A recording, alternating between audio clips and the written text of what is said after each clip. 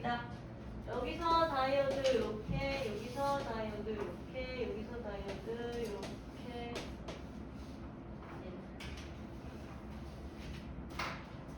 여기서 다이오드 이렇게, 여기서 다이오드 이렇게. 맞죠? 이런 상황을 나타낸 것이다. 그리고 B에 여기에 이렇게.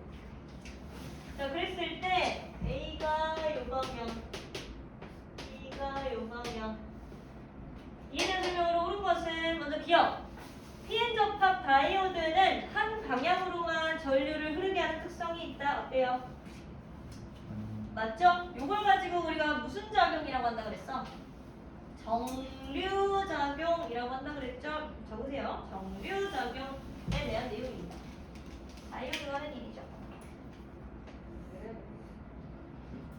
다음 니은 A 방향으로 전류가 흐를 때 D2에는 순방향 전압이 걸린다. A 방향으로 전류를 흘려보자. 자, 여기서부터 출발했어. 얘가 D1, D2, D3, 여기가 D1, D2, D3, D4의 다이오드인데요. A 방향으로 전류가 흐르면 여기에 딱 도착해서는 어디로밖에 안 흘러? 그렇지. 이 회로가 의미하는 게 뭐였어? 이쪽 방향으로는 흐를 수 있는데 역으로는 가지 못하게 한다라고 이야기했죠. 그리고 심지어 얘는 무슨 다이오드야? P야 N이야. 전류가 항상 이쪽 방향으로 흘러야 돼. 그러면 플러스랑 여기서 마이너스랑 연결되어서 전류가 딱 흐르게 만들려면 얘가 뭐 해야 돼? P 다이오드, 얘는 N 다이오드. 그래서 이렇게 PN 접합 다이오드를 이렇게 설명한다라고 했잖아요. 이 상태에서 전류가 흐를 수 있는 공간은요, 당연히 D2밖에 없을 거예요. 그러면 전류가 A에서 이렇게 쭉 흘렀다고 치자. 그 다음으로는 D3로 갈 수 있어? D3로 갈 수가 없죠? 그럼 이렇게 흘러가겠네. 그럼 여기로 흘러와서 어디로 흘러야 될까? D1으로 갈 수 있을까? 그치. 애초에 여기서 못 왔잖아. 그치? 그럼 그 역도 성립할 수가 없어요. 따라서 D1은 절대 못 가고요. D4로 내려가서 다시 이렇게 흘러가는 이 구조예요. 따라서 A가 갈 수 있는 공간은 D2와 D4 이렇게 두 가지밖에 없어. 그래서 니은 D2에는 순방향이 걸린다. 어때? 맞죠? 전류가 흐를 수 있잖아요. 그 다음에 디귿 시간이 2분의 3t일 때 지금 요거랑 같이 준 게 뭐냐면 교류 회로의 움직임을 갖다가 시간에 따라 나타내봤더니 이렇게 흐르더라. 안녕. 이렇게 흐르더라 라는 걸 줬어요. 그런데 윤서죠? 그런데 중요한 건 A로 흐를 때는 D2와 D4가 연결되어서 회로가 움직였어. 그 다음에 B로 흐를 때는 이게 움직이는지 봐야지. 왜? 만약 얘가 A에서 흐른 거라면 반대는 반드시 B일 거 아니에요? 또는 얘가 B인 거라면 얘는 반드시 A일 거 아니야? 그러니까 왔다 갔다 둘 다 전류가 흐르는지를 보겠다 이 소리야. A에서는 일단 전류가 흐르는 거 확인했어. 그러면 2분의 3t 요 2분의 3t가 A라면 당연히 흐를 거겠지만 얘가 B라면 B에서 만약 회로가 작동하지 않으면 얘는 흐르지 않을 수 있다는 거야. 그래서 B가 흐르는지를 봐야 돼. 자, B에서 나온 전류는요 이렇게 가서 이렇게 내려갈 거야. 이렇게 내려가서 여기에 딱 도착했어. 그 다음에 어디로 가? D3로밖에 못 가죠. 그럼 D3에서 B에 의해 작동이 됐다 치자. 그러면 쭉 내려가서 다시 올라가서 여기까지 왔어. 그 다음에 어디로 가? 마찬가지로 D4로 갈 수 있어? 못 가지. 애초에 여기서부터 못 갔잖아. 그지? 그럼 그 역도 내려갈 수가 없어. 따라서 D1으로 작동하여 얘가 다시 여기까지 딱 흐르네. 그러면 회로가 딱 연결되는 거 맞죠? 따라서 이것은 흐르지 않는다라고 보면 안 돼요. 흐른다라고 봐야 맞다 이 말입니다. 그래서 기억 니은만 정답이겠죠?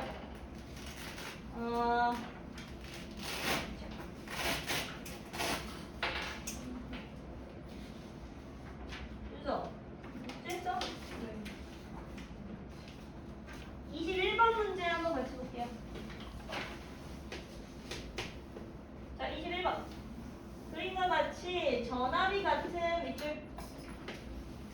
전압이 같은 회로를 가지고 다이오드와 함께 구성하였다. R1과 R2가 지금 현재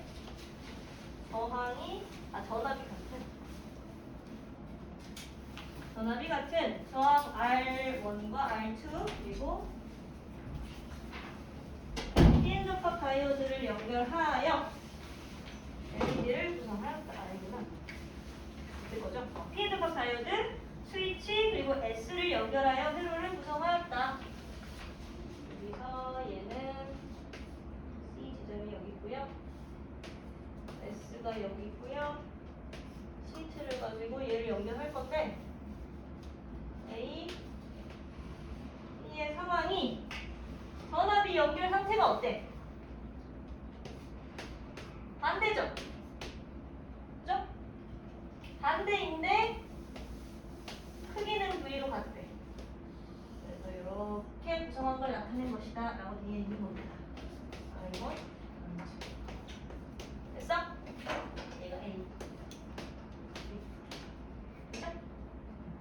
자, 기억! S를 B에 연결하면 R1에는 전류가 흐르지 않는다. S를 B에다가 딱 연결시켜보자. 그러면 요 전압이 발동할 거고요. 얘가 플러스, 얘가 마이너스이기 때문에 전류가 여기서부터 이렇게 쭉 갈 거야. 그러면 가다가 어때? 얘랑 얘를 만나죠. 근데 요 방향에 전압이 연결되면 다이오드는 작동하냐 안 하니? 역방향이 성립돼 버리죠. 여기서 플러스가 이렇게 다가오면 이 N 안에 있는 자유전자들이 이쪽으로 가버리잖아. 결국 접합면에서 전부 멀어지잖아요. 양분과 전자가. 그러니까 여기서는 지금 현재 다이오드가 작동하지 않을 거야. 그럼 이쪽 방향으로는 전류가 갈 수가 없어. 따라서 R1에는 전류가 흘러 안 흘러? 안 흘러. 그 다음에 니은 C에 흐르는 전류의 세기. 요 C에 흐르는 전류의 세기는요. 요 B에다가 연결만 하잖아? 그러면 여기로는 못 가니까 얘 전체적인 경로는 어때? 여기에서 이렇게밖에 못 가는 경우야. 그러면 C에 기록되는 B에서의 전류는 요 R2의 영향만을 넘기지. 얘는 지금 전체 전류를 물어보는 거잖아요. 그죠? 너네 직렬, 병렬 다 기억나? 안 나? 기억나? 안 나? 직렬 같은 경우에는 어때? 저항 두 개가 이렇게 직렬로 연결되면 전체 저항이 어떻게 되니? 전체 저항이 두 개를 합한 값으로 표현되니까 연결하면 할수록 저항이 어때? 전체 저항이 커져. 그럼 전체 저항이 커진다 이 말은 전체 전류가 어떻게 된다 이 소리야? 전체 전류가 같은 전압일 때 항상 줄어든다 이 소리였죠. 직렬은 연결하면 할수록 전체 전류가 줄어드는 거야. 그러나 병렬은 어때요? 병렬은 어때? 전체 저항 구하는 공식이 어떻게 나왔어? 얘네 둘의 합분의 곱이야. R 전체 저항 구하는 공식. 이건 기본이다 얘들아. 이렇게 두 개를 더한 값에서 곱한 값을 분자로 올린 거예요. 사실 원래 공식은 이렇습니다. 전체 저항분의 1은 R1분의 1, R2분의 1 이렇게 쓰여요. 이걸 정리하면 저렇게 나온다 이 소리야. 근데 그냥 얘네 두 개가 똑같은 R인 건 똑같다 라고 놓고 본다고 해도 얘가 R, 얘가 R, 얘가 R, R이잖아? 그럼 전체 저항이 연결되면 될수록 어떻게 되니? 2R분의 R의 제곱, R 떨어지면 2분의 R이 돼. 즉 전체 저항이 연결하면 할수록 어때? 계속 작아진다 이 소리야. 병렬 같은 경우에는 전체 저항이 계속 작아지니까요. 전체 전류가 같은 전압이면 저항이 작아지면 전자들이 쉽게 이동할 수 있다 이 소리야. 그러니까 전류가 훨씬 더 커지죠. 병렬 같은 경우에는 전체 전류가 즉 여기에서 측정했을 때의 전류가 계속 커지는 거라고. 그러면 아까 B에다가 연결했을 때는 이 저항만 발동하기 때문에 사실 상관이 없어. 근데 만약 A에다 연결했을 때 저항이 병렬로 똑같이 더해지잖아? 병렬로 더해지면 어때? 전체 저항이 감소하면서 전체 전류가 줄어들죠. 그죠? 그러면 전체 전류가 바뀔 수도 있는 상황이다. 그럼 A에다가 딱 연결시켰을 때 얘가 어떻게 발동하는지 보자. A에 딱 연결시키면요. 여기가 플러스 여기가 마이너스이기 때문에 다이오드가 작동해야 안 해. 하지. 전류가 여기서부터 이렇게 흘러서 여기를 거쳐서 여기에 플러스가 다가오면 요 안에 있던 양공들이 접합면적으로 모이잖아. 그치? 그러니까 요 안에서는 지금 전류가 딱 흐를 수 있는 거야.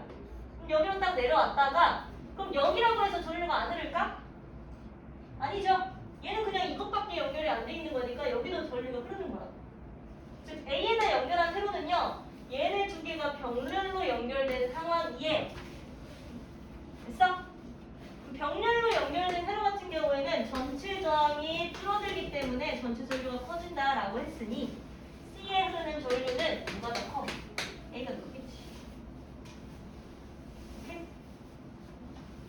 그래서 C에 흐르는 전류의 세기는 A에 연결했을 때가 B에 연결했을 때보다 크다. 병렬로 하나가 더 연결되기 때문에. 그 다음에 디귿 R2에 흐르는 전류의 세기는 여기에 흐르는 전류의 세기 구체적으로 딱 여기에 흐르는 전류의 세기만 물어봤어.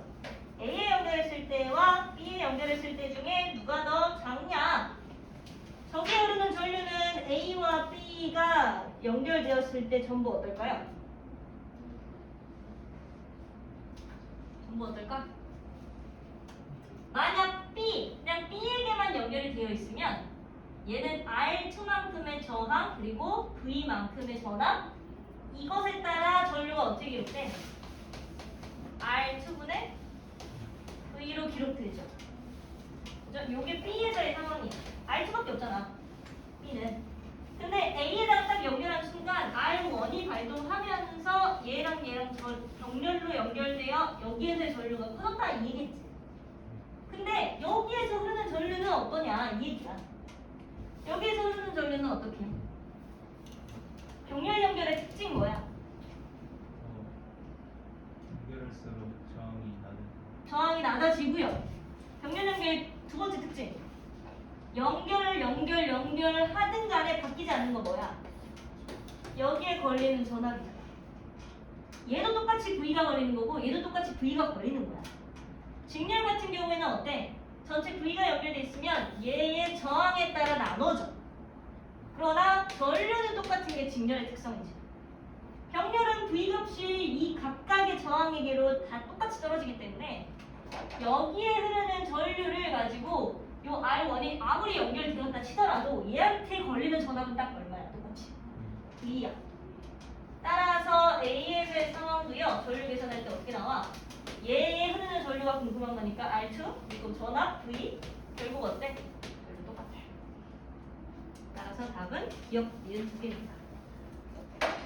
이거 이제 기본입니다. 알겠죠? 요 회로 연결되는 문제들도 이런 식으로 많이 나온다 라고 생각을 해주시고 들어가서 직렬, 병렬 다시 한번 좀 찾아서 보세요. 알겠죠? 혹시 또 질문?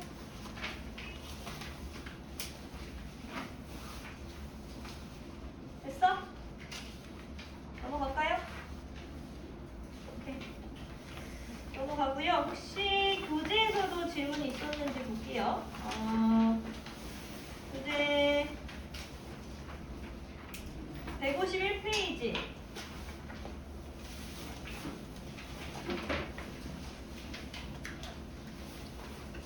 151페이지 질문. 151, 152 질문. 오케이, 넘어가. 166페이지. 166, 167 질문.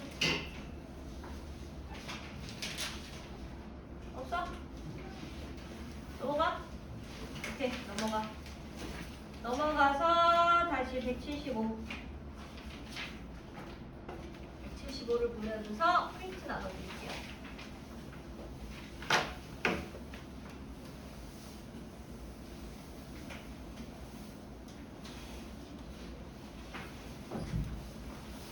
까지 해설이 들어갑니다.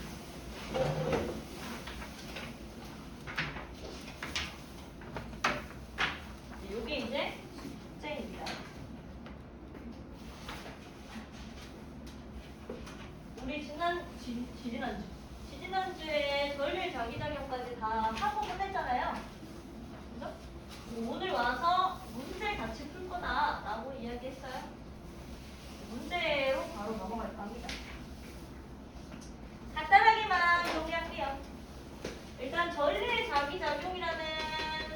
때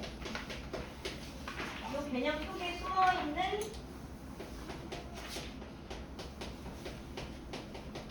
원리는 뭐야? 전류가 흐르면 그 주변에 뭐가 생긴다는 거야? 자기장이 생긴다 라는 개념을 갖고 있는 게 전류의 전기작용이었잖아. 그러니까 자기에 대한 개념을 만들어내는 게 전류였더라 라고 해서 도선 세 가지를 배웠잖아요. 뭐 있었어? 무슨 도선? 직선 도선. 그다음 무슨 도선? 원형 도선. 그다음 마지막으로 앞으로는 코일보다는 솔레노이드 라는 개념을 더 많이 씁니다. 이렇게 세 가지에 대해서 이야기했었죠. 직선도선 같은 경우에는 방향을 어떻게 정해? 앙페르. 원형 도선도 앙페르. 솔레노이드도 앙페르. 오른손 법칙. 한쪽이 전류면 한쪽은 무조건 자기야. 얘가 전류여도 한쪽이 무조건 자기야. 그리고 화살표 끝이 가리키는 자기의 화살표 끝이 가리키는 건 항상 N극이었어. 이걸로 방향을 결정하는 거였고요. 그다음 세기를 결정하는 건 뭐가 있었어? 직선도선은 세기를 결정할 때 뭐가 관여를 했어? 전류의 세기가 관여를 했겠죠. 전류가 커지면 커질수록 당연히 직선도선이 미치는 자기장의 크기가 커질 거야. 그 다음에 뭐에는 반비례했어?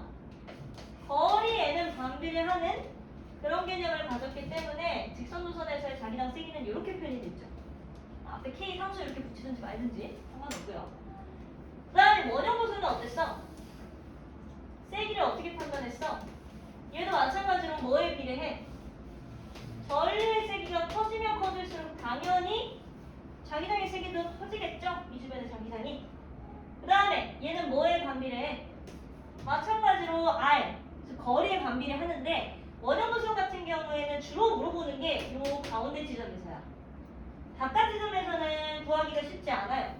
그래서 가운데 지점에서의 자기장을 항상 물어봐. 그리고 방향은 이렇게 해도 되고 또는 이렇게 해도 되고 상관없습니다. 그 다음에 솔레노이드는 어때요? 솔레노이드는 자기장의 세기가 어떻게 나왔어? 뭐에 비례해? 마찬가지로 전류의 세기에 비례하겠지.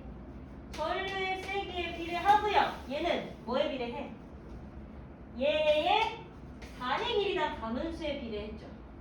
그래서 식이 어떻게 나왔어? 이렇게. 단위 길이당 가문수기 때문에 전체 길이에 얼마만큼 감았는지 그 양을 따지는 거야. 이렇게 세 가지 공식은 반드시 기억을 해주셔야 돼요. 앞으로 이걸로 다 풀 겁니다. 그래서요, 방금 프린트 나눠드린 것 중에 앞에 장에 있는 내용들 그냥 다 풀 수 있는 겁니다. 뒷장 넘기시고.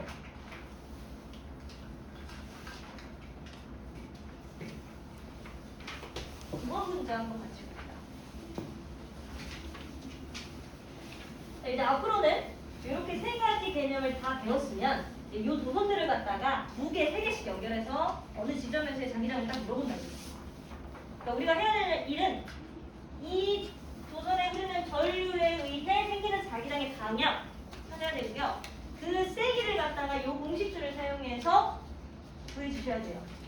그리고 나서 어떤 한 지점에서 자기장이 예를 들어 중첩된다면 뭐 둘 다 커지는 방향 또는 둘 다 작아지는 방향으로 중첩이 된다면 어느 한쪽에서 어느 한쪽을 더하거나 빼서 그걸 계산하여 자기장의 세기를 구한다. 이렇게 생각을 하시면 돼요. 9번 문제 한번 같이 해볼게요. 이렇게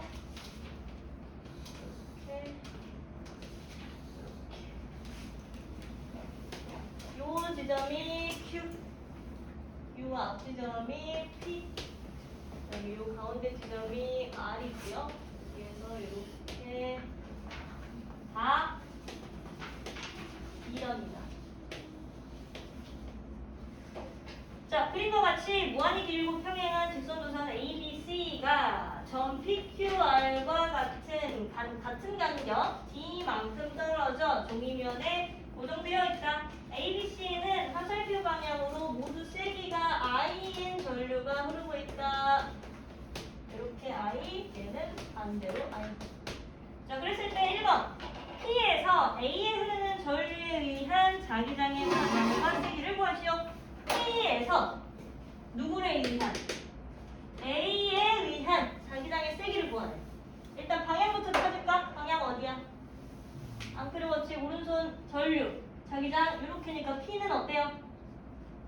무슨 방향이야? 나오는 나오는 방향이지? 나오는 방향 갖다가 우리가 평면에서 표시할 때 어떻게 한다고 그랬어? 이렇게 표시한다고 그랬잖아? 방향은 나오는 방향 혹은 이렇게 표시를 해주시면 되고요. 세기는 얼마야? 그렇지. 전류 나왔고 거리 D 나왔으니까 세기는 이쪽 방향으로 I만큼으로 R만큼 떨어진 거리. 이렇게 세기. 구할 수 있죠. 됐죠? A에 의한 것만 물어봤으니까 여기서 끝이야. 그 다음 2번. PQR에서 ABC에 흐르는 전류에 의한 합성 자기장의 세기를 비교하시오. ABC를 모두 고려하여 PQR에 흐르는 자기장일 거야. 어떻게 하면 돼? A 따로, B 따로, C 따로 PQR에 적용시켜주면 돼요. A를 가지고 좀 빨간색으로 표시했으니까 A에 의한 자기장을 PQR에다 다 한번 표시해봅시다. 자, 방향부터 표시하는 게 좋습니다. 방향부터 생각하시는 게 좋아요. A에 의한 방향은 Q에서의 자기장 방향 어디야? 들어가는 거야, 나오는 거야? 들어가는 거지. 들어가는 거니까 이렇게 생겨먹은 자기장이 크기가 얼마야? I만큼으로 D만큼 떨어졌으니까 I를 D로 나눈 값. 여기다가도 I를 D로 나눈 값 이렇게 표시할게요.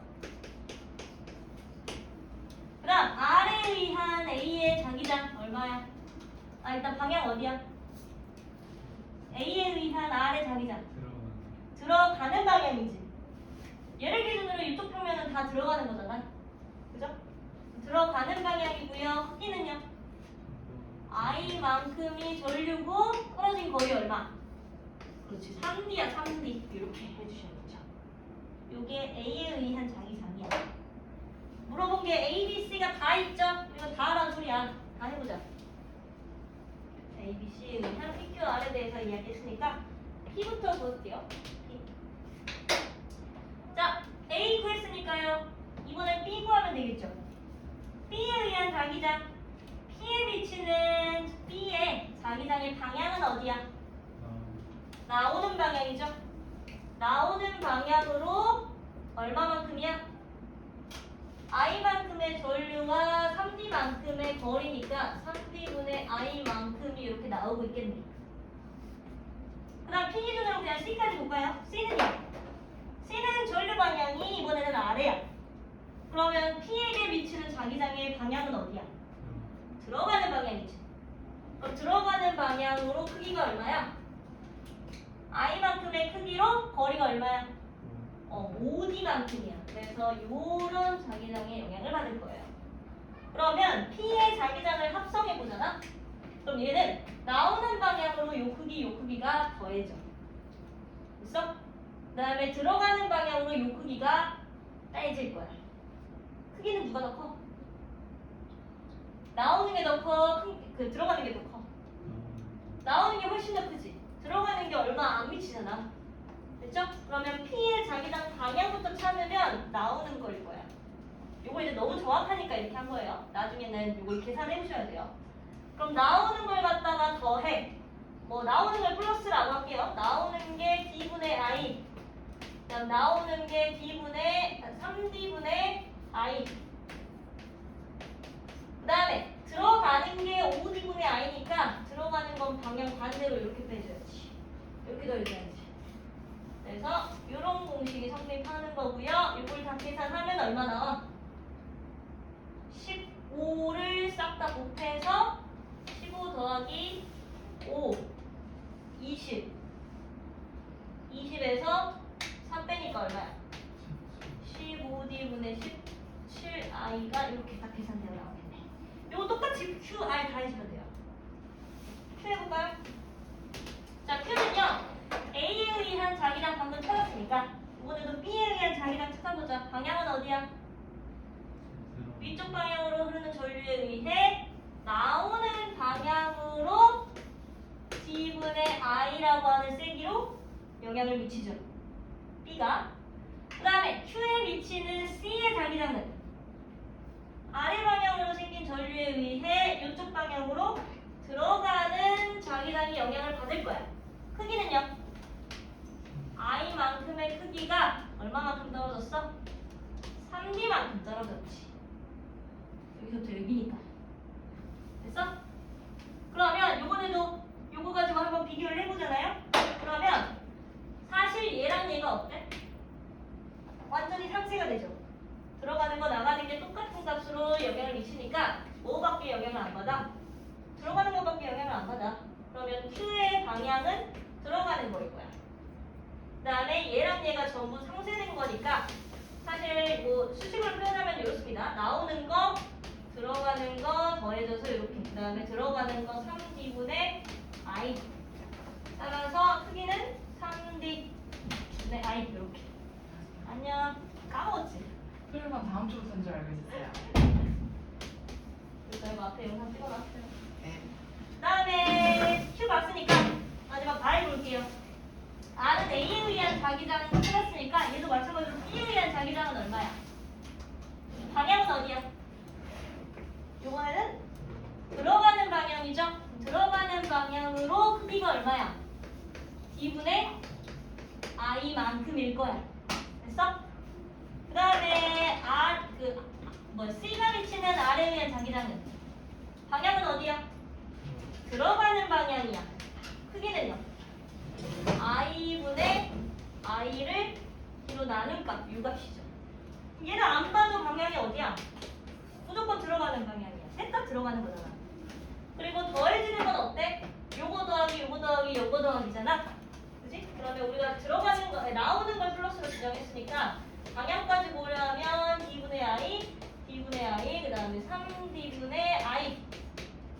3D가 맞나요? 맞네요. 요거 계산하면 되겠죠? 그러면 요거 싹 다 더하면 얼마 나와? 3D, 1D, 3D분의 7I 이렇게 계산되죠? 누가 제일 커? 머리 누가 제일 커? 요거 15분의 35, 15분의 5 얘가 제일 크네. 그 다음에 얘가 제일 크고요. 그 다음에 얘가 제일 큰 거예요. 따라서 비교하시오라고 했으니까 누가 더 큰지까지도 얘기해줘야 되는 거야. R이 제일 크고요. 그 다음에 P, 그 다음에 Q예요. 근데 어찌 보면 당연하죠. 왜? P, Q, R 중에 지금 현재 완전히 더해지기만 한 게 누구야? 얘밖에 없잖아.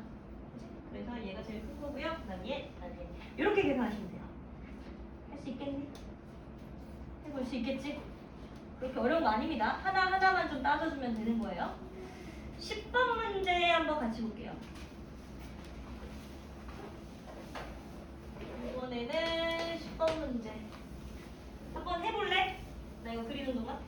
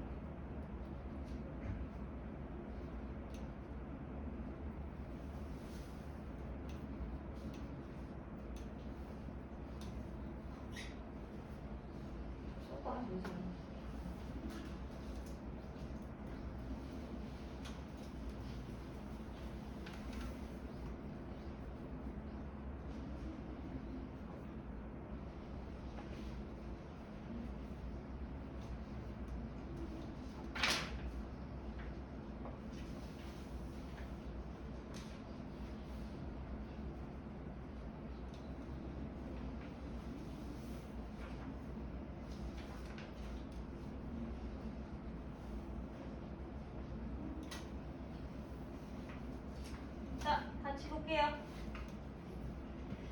자, 그림과 같이 무한히 긴 직선도선 A와 반지름이 D인 원형도선 B가 종이면에 고정되어 있다. A에는 세기가 I인 전류가 위쪽으로 흐르고 그 다음에 A로부터 B의 중심 P까지의 거리는 ED이다. DD이다. 그 다음에 P에서 A에 의한 자기장의 세기가 B0다라는 걸 줬고요. A, B에 의한 합성 자기장의 세기는 0이다. 여기다 밑줄 이게 줬거든요. 일단 문제로부터 우리가 알 수 있는 건 뭐가 있어? A에 흐르는 그래야지 알 수 있지. 방향 어디야? 나오는 거야, 들어가는 거야? 들어가. 들어가는 방향인 거라는 게 나와. 그 다음에 요 전류 I가 나왔고요. 거리가 ED로 특정이 됐으니까 요거 세기를 가지고 식으로 표현해본다면 I를 ED로 나눈 값이 뭐가 된다 이 말이야? B0가 된다 이 소리야. 이게 B0다라는 걸 줬으니까요. 됐어? 그 다음에 두 번째 조건. A, B에 의한 자기장이 P에서 얼마래? 합성 자기장이 0이래. 그러면 B에 의한 자기장의 방향은 어디여야 돼? 그렇지. 나오는 방향이어야 되고요. 세기는 얼마여야 돼? 얘랑 어때야 돼? 같은 세기로 유지를 해야겠죠? 그래서 I를 ED로 나눈 값 얘랑 얘가 완전히 상쇄돼요. 이 지점에서 여기다 이 소리야. 그러면 B에 의한 자기장이 이 지점에서 이 값이라는 게 나왔네. 그럼 우리는 뭘 알 수 있어? 이 도선으로부터 떨어진 반지름이 얼마예요? D잖아. 그지? 그러면 요 자기장이 나오기 위해선 이 B에 의한 전류와 거리 D의 값이 요게 나오려면 전류가 얼마여야 돼? 그렇지. 2분의 1 I여야 돼. 전류의 방향은 자기장의 방향이 뭐라는 게 나왔어? 요쪽으로 나오는 방향이라는 게 나왔잖아. 그럼 전류 방향이 어째야 돼? 이렇게 흘러야지. 즉 반식의 방향으로 흘러야 되는 걸 찾은 거고요. 그 크기가 얼마라는 것까지? 2분의 1 I라는 것까지 나오는 거야. 알 수 있겠죠? 그래서 기억. B에는 반식의 방향으로 전류가 흐른다. 어때? 맞는 말이고요. 다음 니은. P에서 A에 의한 자기장의 방향은 종이면의 수직으로 들어가는 방향이다. 요거 암페르 법칙으로 딱 나왔죠? 그 다음에 디귿. A를 왼쪽으로 D만큼 이동시키면 이번에는 귀찮게 하네. A를 D쪽으로 D만큼 여기로 이동을 시키면 P의 합성자기장의 세기가 얼마가 되냐 이걸 물었잖아. 됐어? B의 자기장은 변하지 않을 거예요. 이 상황에서 A가 살짝 이동한 것 뿐이야. 그러면 A는 여기에서 들어가는 방향은 변하지 않으면서 세기가 얼마로 바뀌어? 세기가 얼마로 바뀌어? 거리가 얼마가 됐어? 3D로 바뀌었죠. 그리고 전류 세기는 I로 그대로잖아요. 그러면 합성 자기장은 어떻게 되는 거야? 3분의 1 D와 2분의 1 I 2D분의 I 얘네 둘 중에 누가 더 커? 그렇지. 얘가 훨씬 더 크지? 그럼 방향은 어디야? 나오는 방향일 거야. 잘 모르겠으면 얘에서 얘를 빼보시면 돼요. 빼서 얘가 더 작으면 마이너스가 나오겠지. 됐어? 그 다음에 합성을 하니까 어떻게 해야 돼? 방향이 서로 반대잖아. 그러니까 얘에서 얘를 뭐 해줘야 돼? 빼줘야겠죠? 그럼 결과적으로 나오는 값이 얼마가 돼요? 6D분의 I는 B0와 어떤 관계야? B0 아까 얼마였어? 2D분의 I가 B0잖아. 그럼 6D분의 I가 되려면 B0에 얼마 곱해야 돼? 3분의 1 B0를 곱해야겠죠? 지금도 맞습니다. 할 수 있겠니? 앞으로 문제는 이렇게 나와. 됐어? 요건 지극히 개념적인 내용이었고 도선들을 여러 개 연결해가지고 나온다 이 소리입니다. 뒤쪽 넘겨서 3페이지에 14번 문제 한번 해보세요. 마찬가지로 요 그릴 동안 한번 풀어볼게요.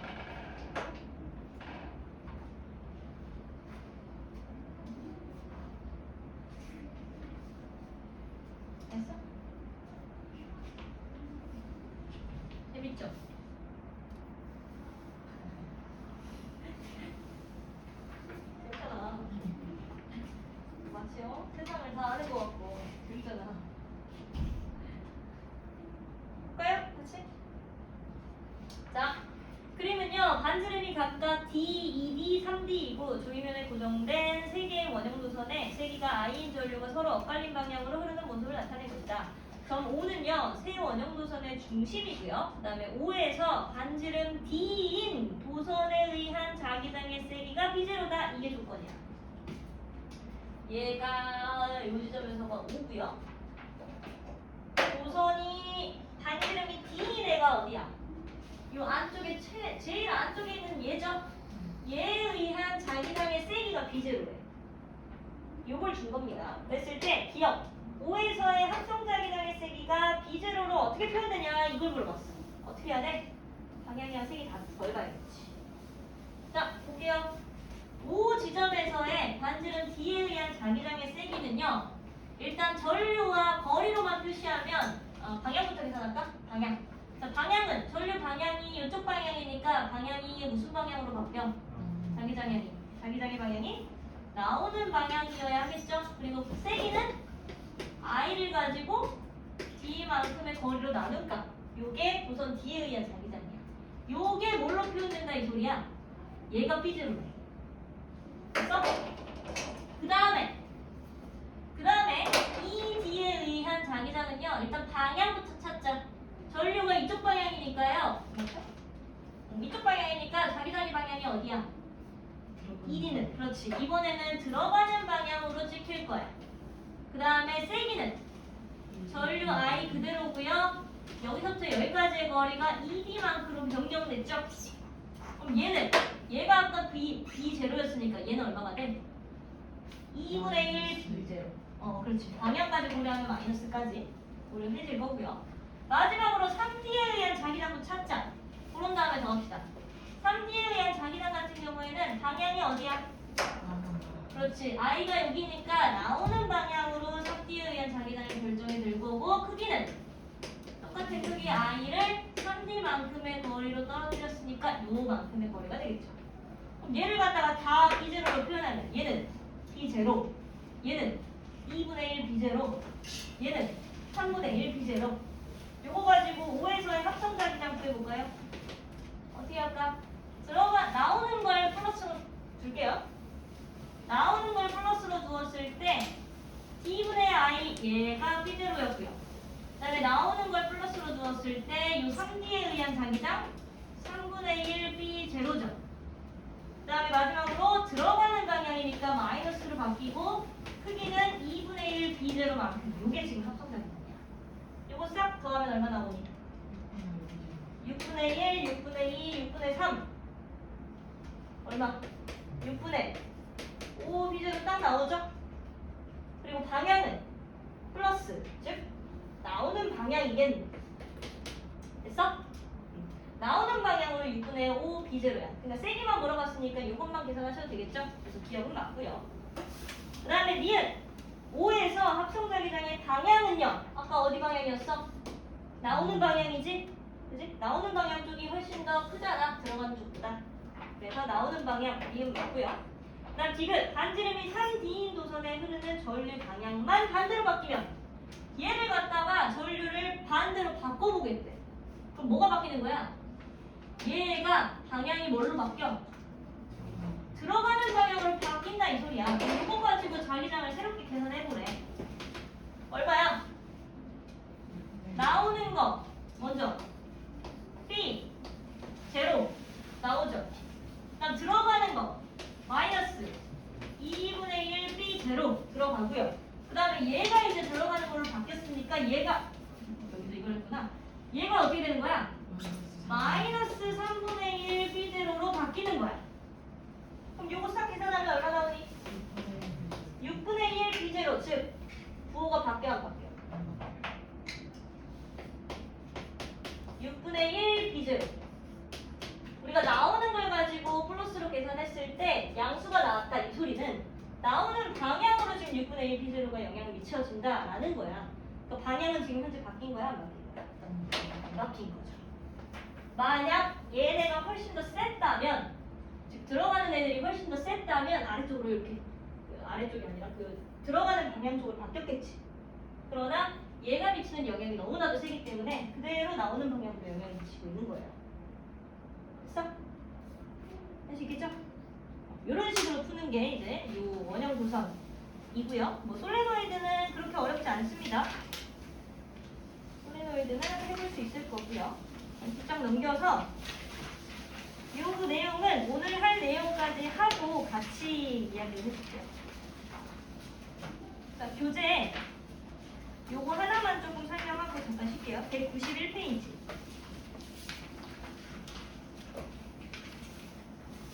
교재 191페이지에 물질의 5가지만 잠깐 이야기하고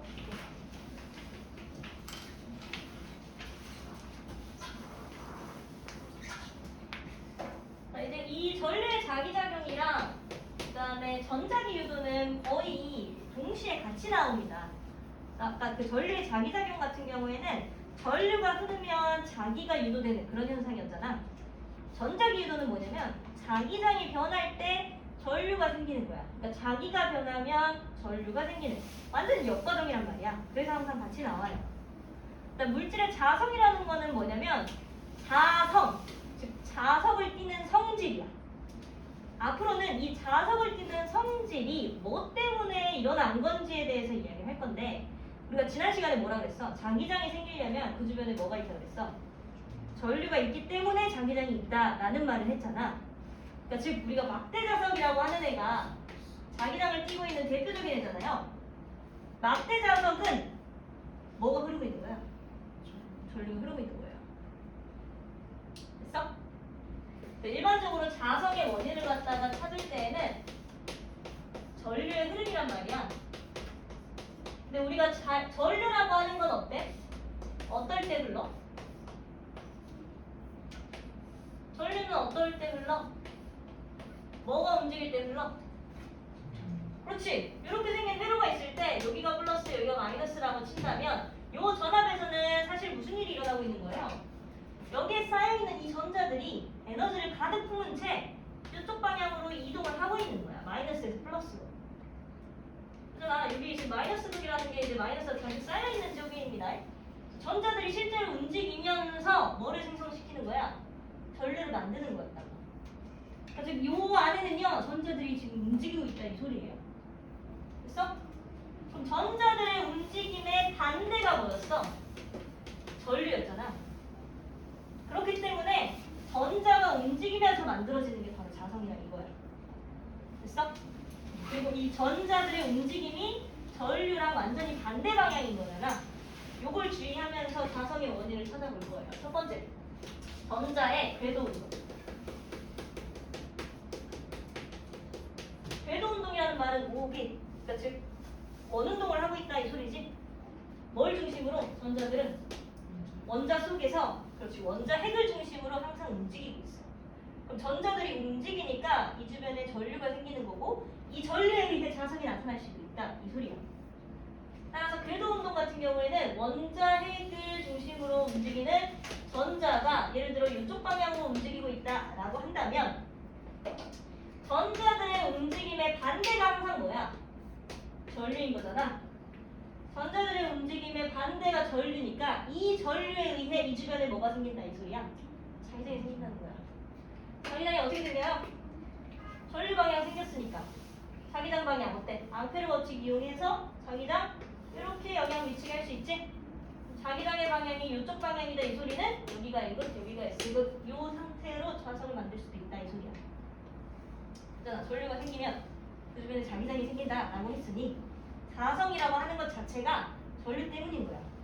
전자들의 움직임 때문인 거야. 됐어? 그래서 첫 번째 궤도 운동을 할 때 전자들이 궤도 운동을 할 때 자성이 생기는 거고요. 그 다음에 스핀 운동. 스핀은 뭐야? 도는 거야. 물론 얘도 도는 거지만 얘는 어찌 보면 행성의 공전 같은 개념이죠. 한 지점을 중심으로 이걸 뺑글뺑글 돌잖아. 근데 스핀 운동 같은 경우에는 뭐야? 스스로 움직이는 거. 자전에 대한 개념이야. 전자들도요 스스로 움직일 수가 있대요. 이게 하나의 전자야. 원래 안 보입니다. 절대 못 봐요. 이 전자가 만약 스핀을 이쪽 방향으로 주어서 움직이고 있다라고 한다면요. 이쪽 방향으로 주어 움직이고 있다라고 한다면 전자의 움직임과 반대되는 게 아까 뭐였다고? 그렇지, 전류였지. 그럼 전자가 이렇게 움직이고 있으면 전류가 어떻게 생성되는 거야? 이렇게 생성이 되는 거야. 그럼 전류에 의한 자기장은 아까 어떻게 했어? 앙페르 법칙으로 이렇게 가봤잖아. 전류가 이렇게 흐르고 있으면 자기장은 이쪽 방향으로 영향을 미치겠지. 그럼 자기장이 여기 있고 이쪽 방향이니까 어디가 임금? 여기가 임금? 여기가 S고 이런 식으로 하나의 자석을 만들 수 있다 이 소리예요. 그래서 흔히 자성이라고 하는 자석의 성질을 띠려면요.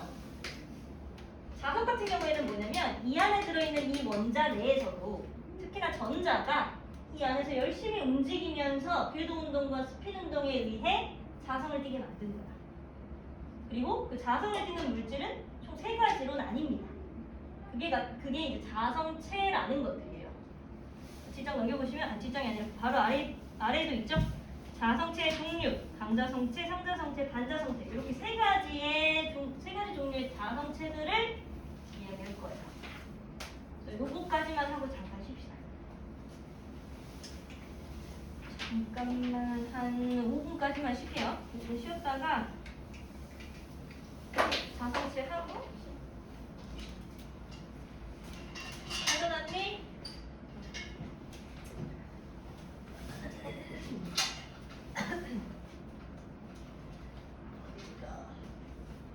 자성의 원인까지 했고요. 이제 본격적으로 191페이지, 192페이지에 걸쳐진 이 자성체의 종류를 가지고 좀 정리를 해볼 거예요.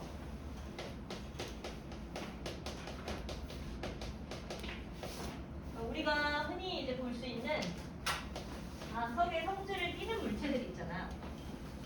뭐 예를 들어서 너는 냉장고에 붙어있는 그 마그네틱 뭔지 알죠? 마그네틱이라고 하던가? 달라붙일 수 있는 그런 용도로 쓰이는 거 있잖아. 냉장고라고 하는 어떤 자성체에 달라붙는 그런 친구들이 이제 자성체 중에 하나인 거예요. 그런 자석의 성질을 띨 수 있는 물질들만 가지고 이야기를 해보겠다 이 소리야. 어떤 물질들은 강하게 붙어서 완전히 떨어질 수도 없을 정도의 자석의 성질을 띠는 물체들도 있을 것이고, 또는 조금만 힘을 가하면 쉽게 떨어질 수 있는 그런 물체들도 있을 것이고, 심지어는 어때? 반대로 아무리 달라붙으려고 해도 절대 붙지 않는 그런 물질들이 있을 거 아니야? 그래서 이렇게 3가지를 좀 자석체로 구별을 하는 거예요. 나머지 물체들은 이따 얘기해 줄 겁니다. 왜 자석의 성질을 띠지 않는지. 됐어? 일단 자석의 성질을 띠는 물체들만 가지고 총 3가지로 구별을 해볼게요. 자, 첫 번째, 강자성체. 말의 앞부분 어두만 봐도 얘는 무슨 자성체라는 느낌이 와? 강화. 그렇지, 아주 강력한 자석의 성질을 띠는 물체라는 게 느낌이 오죠. 그다음 상자성체, 반자성체. 상자성체는 약간 어떨까? 강자성체보다는 덜해. 즉 얘는 강하게 자석의 성질을 띈다면 얘는 약간 약하게 자석의 성질을 띠는 그런 물체들이에요. 그 다음에 반자성체는 뭐야? 완전히 반대로 자석의 성질을 띠는 물체지. 그러니까 즉 달라붙으려고 해도 계속 이뤄내는 성질을 가지는 그런 물체들이 이제 반자성체예요. 그래서 강자성체, 상자성체가 약간 비슷한 성질이고요. 반자성체는 완전히 반대죠. 그래서 이 강자성체, 상자성체, 반자성체들의 특징에 대해서 얘기를 할 겁니다. 네, 일단 기본적으로 이 강자성체가 가지고 있는 이 원자 내부의 형태를 가지고 좀 이야기를 하자면, 우리가 이 자성체라고 하는 애들은 결국엔 자성의 원인이 전자들이 움직이고 있기 때문이다라고 했지. 그러면 이 강자성체 안에 들어있는 이 원자들 중에서도 전자들이 어떻게 움직이는지에 따라 이 물질의 성질이 결정이 되는 거야. 근데 강자성체의 특징 같은 경우에는요, 아무런 자석 외부 자기장이 없을 때, 즉 주변에 자석이 존재하지 않을 때, 그냥 얘만 존재할 때에 어떤 성질을 띠는지부터 얘기를 한다면, 강자성체는 일단 자석의 성질을 띠고 있기는 해. 즉 이 안에 자석이 숨어져 있다 이 소리야. 어떤 형식으로 숨어져 있냐면 비교적 잘 정렬된 성질을 가지고 이렇게 영향을 받고 있는 애가 강자성체예요. 주변부에 아무런 자기성이 없을 때 그냥 자기 혼자만 존재할 때도 자석의 성질을 띠는 애들이라고. 됐어? 그리고 얘네들 좀 구별하기 쉽게 이렇게 화살표로 좀 표현을 할게요. N극이 화살표 끝이니까 이렇게 화살표, 화살표, 화살표. 요 안에 전자들이 움직이면서 얘가 자석의 성질을 띠게 만들었다 이 소리야. 그 다음에 상자성체 같은 경우에는 외부 자기장이 아예 없을 때, 즉 주변에 자석이 존재하지 않을 때, 즉 냉장고에다 붙이려고 하지 않을 때, 그냥 가만히 내가 들고 있을 때 얘기하는 거야. 가만히 들고 있을 때 상자성체도요 비슷한 애예요. 이 안에 자석의 성질을 띠는 물질들이 어느 정도 존재하는데요. 얘 같은 경우에는 조금 상대적으로 정렬된 게 좀 불규칙적이야. 누구보다? 강자성체보다. 얘보다는 약하다 그랬잖아 아까. 그치? 얘는 아무런 뭐 자기력을 가하지 않아도 그냥 이 상태 그대로 자석의 성질을 약간 뛸 수 있는 그런 물질인 반면 강자성체는 그런 물질이지만 강자성체보다는 약하다 이 소리예요. 반자성체 같은 경우에는 특징이 아예 자석의 성질을 띠고 있지 않습니다. 아무런 환경이 존재하지 않을 때. 요게 요 세 가지의 특징이에요. 됐어? 이제 이걸 갖다가 뭐 할 거냐면 냉장고에 붙여볼 거야. 즉 외부에 자기장을 걸어주겠다 이 소리예요.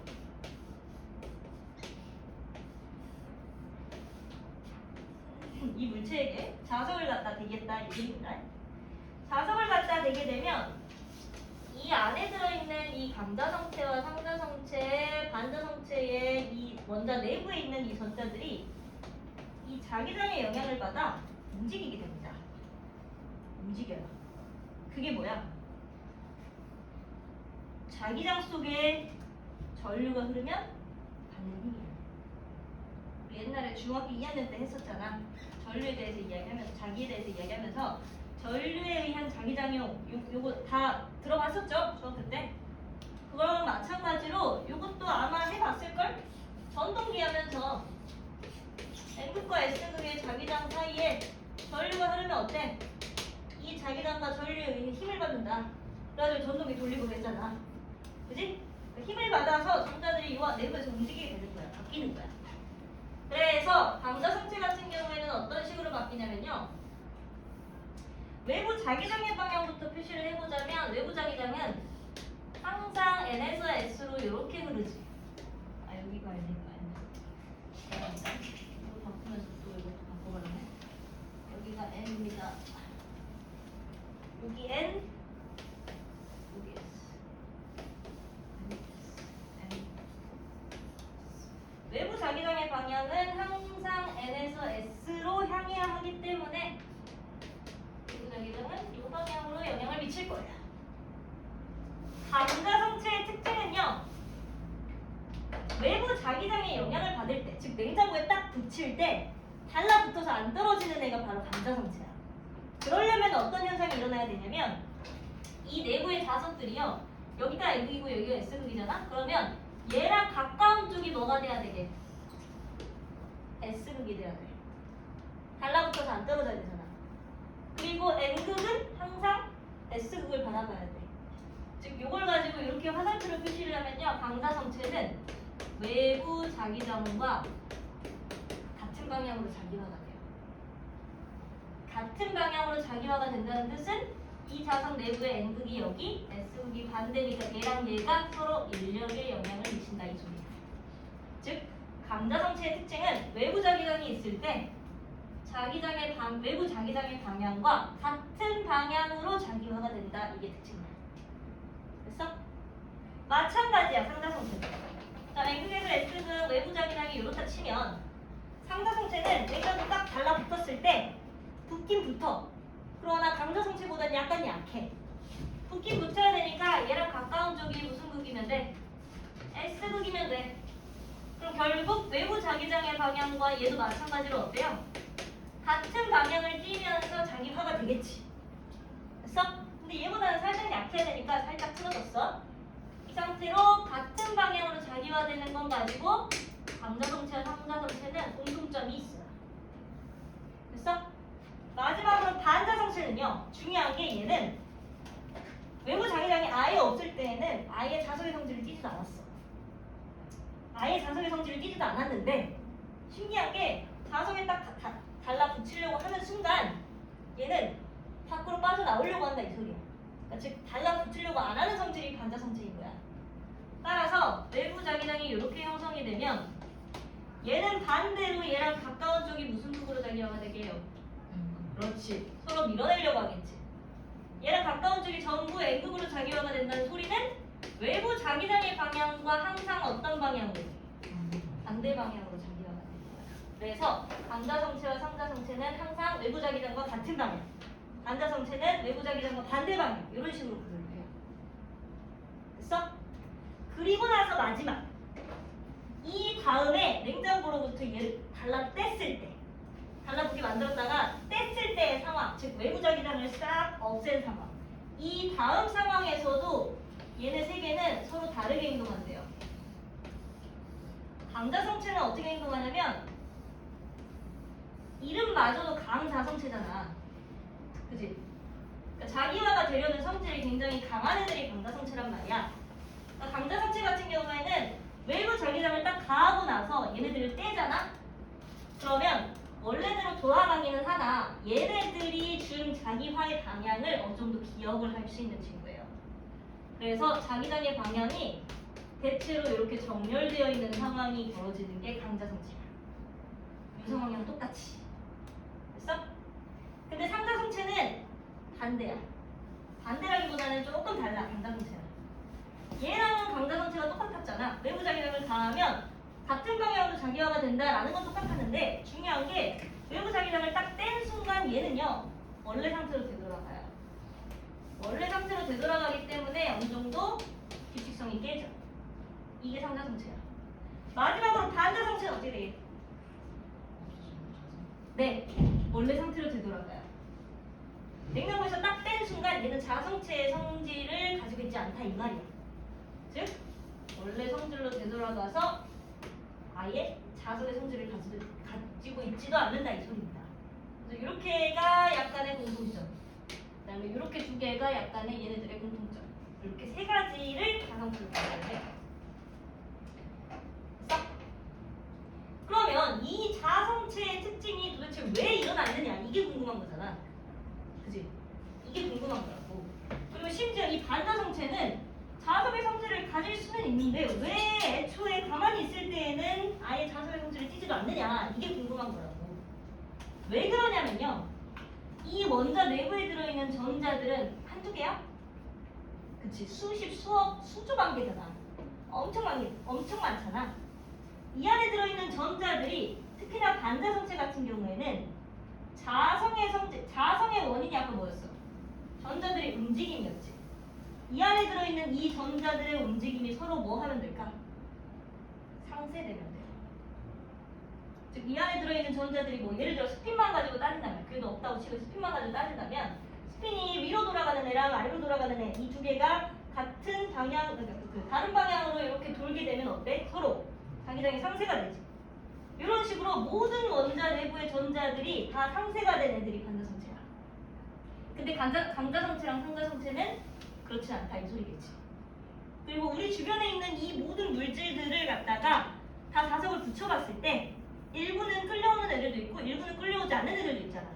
끌려오지 않는 애들은 다 뭐야? 원자 내부의 전자들이 다 반대 방향으로 자기화가 되어 상쇄가 되는 애들이야. 이 원자 내부에 있는 전자들은 다 상쇄가 되는 거야. 됐어? 그래서 이렇게 세 가지가 이제 자성체들의 특징이고요. 밑줄만 좀 쳐볼게요. 앞쪽에 191페이지에 반드시 알아둬야 되는 예시들을 좀 동그라미 칠게요. 첫 번째, 강자성체의 예시. 철 동그라미.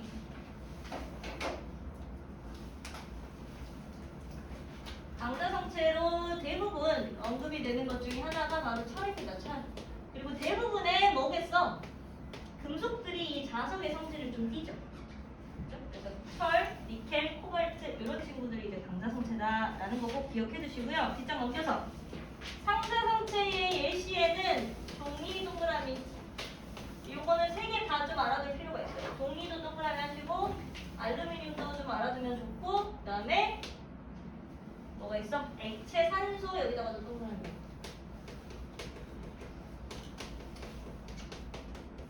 액체 산소 같은 경우에도 자석 주변에 외부 자기장을 두면 달라붙으려고 한다 이 소리입니다.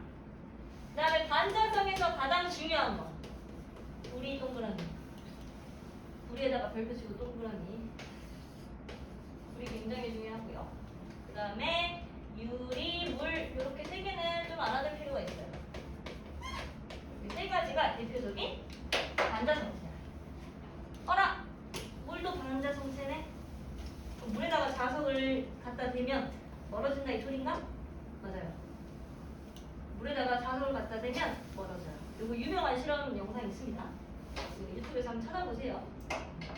맞아, 그 약간 뭐라 그래야지? 그 싱크대에서 흐르는 물 있잖아. 그런 물 가지고 이렇게 해도 다 멀어져요. 이런 게 이제 반자성체다 이 말입니다.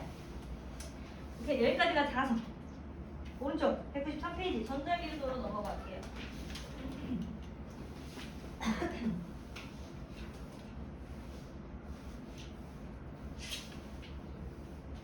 전자기유도도 이미 배웠죠? 그죠? 화학과학 때도 했잖아요. 안 그래? 그래 안 그래? 했죠? 어? 콜 시작했다. 맞아요. 맞아요. 근데 이 내용이 혹시 학교 시험에서 많이 어렵게 나온 사람?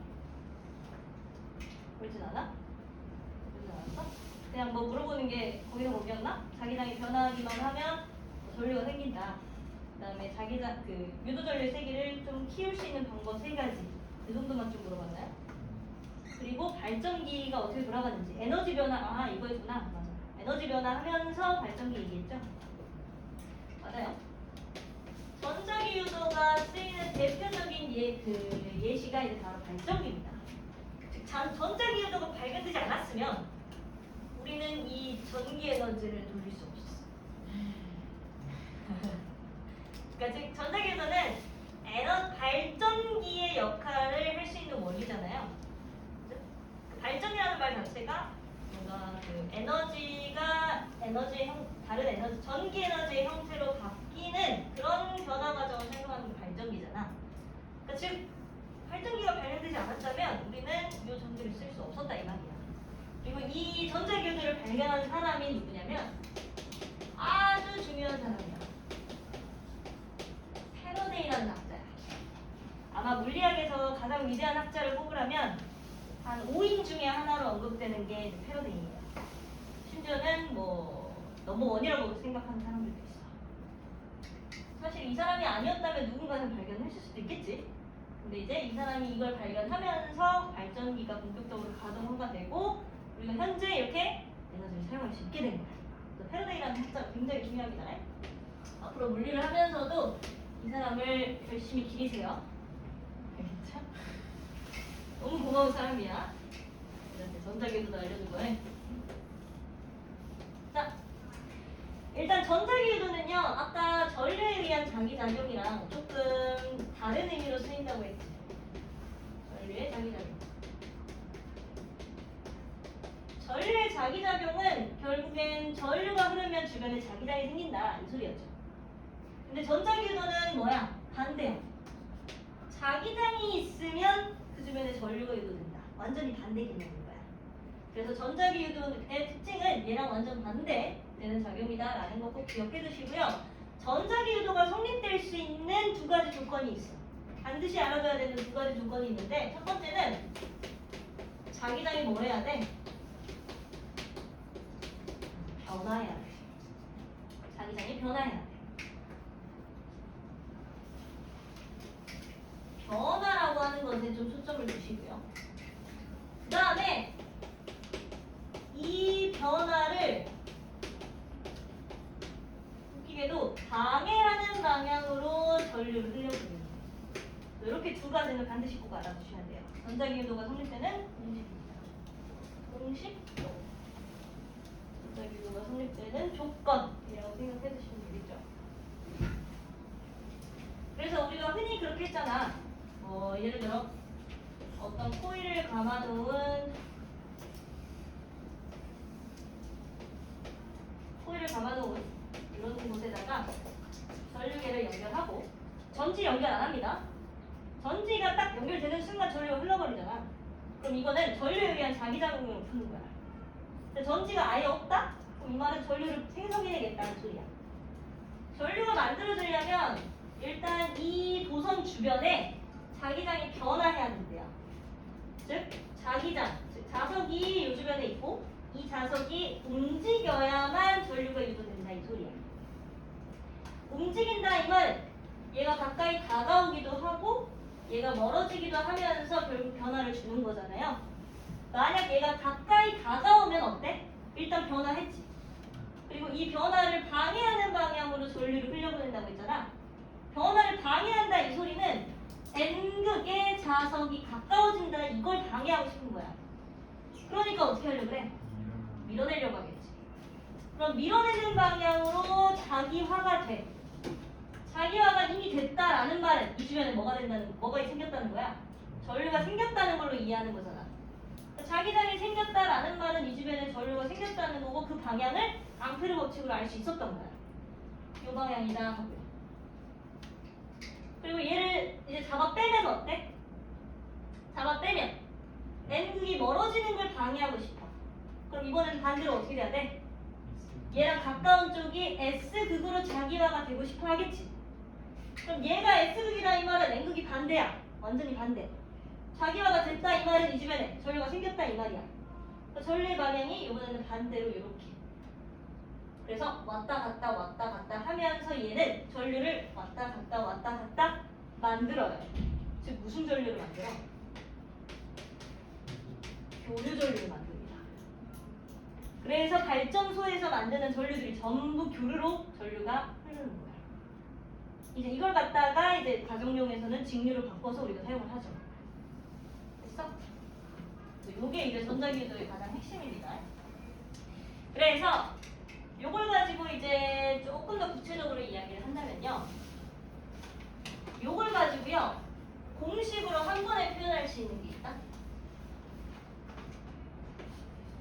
굳이 알 필요는 없지만 알아두면 좋은 내용이에요. 알아두면 좋은 내용이어서 자, 만약 자기장이 변화함으로써 전류가 생성됐다면 이때 생성된 전류는 뭐 때문이라고 보냐면 전류가 흐르려면 뭐가 있어야 돼? 전지가 있어야 될 거 아니야. 전지가 가지고 있는 전압이 있어야 될 거 아니야. 그 전압을 갖다가 유도 기전력이라고 해요. 즉 자기장이 변화하면 사실상 이 유도 기전력이 생겼기 때문에 전류가 흐를 수 있었다라고 보는 거야. 이게 전자유도의 조금 더 구체적인 내용이에요. 그리고 이 유도 기전력 같은 경우에는 왜 생기는 거냐면 잘 봐. 자기장이 변화한다라는 것 자체는 무슨 내용이냐면 사실 이 자석이 가지고 있는 이 주변 자기장이요. 이 면적을 들어가고 나가고 하면서 이 자기장이 이 안에 들어가는 양이 늘어났다가 줄어들었다, 늘어났다 줄어들었다 하면서 이 변화를 준 거야. 여기서 굉장히 중요한 내용 한 가지가 나오는데 뭐가 나오냐면 바로 자속이야, 자속. 자기선속, 자기력 선속, 그 다음에 자속. 다 똑같은 말입니다.